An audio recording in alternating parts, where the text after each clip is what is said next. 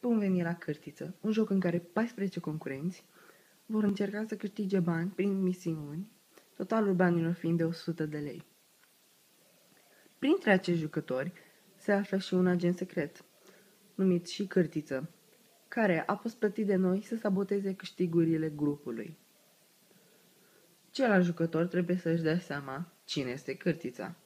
La sfârșitul a fiecăror 2 misiuni, acești jucători vor da un test, inclusiv Cârtița, cu întrebări despre Cârtiță, desigur.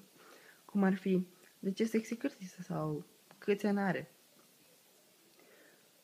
După ce au dat toți testul, unul din ei va fi eliminat, cel care a avut cel mai mic punctaj la test.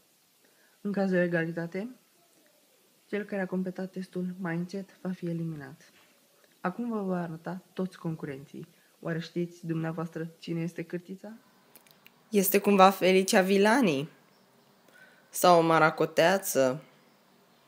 Poate este Edi Ciucă? Sau poate Bianca Rădulescu? Poate este Maria Belciug? Sau Andrei Badea? Sau Alina Petre? Poate fi și Darius Tareh? Sau Ioana Oprescu? Poate și Miruna Preda? Poate Sara Stancu? Sau Silvia Enache? Sau Alexandra Mihaescu? Poate și Ionuț Bej?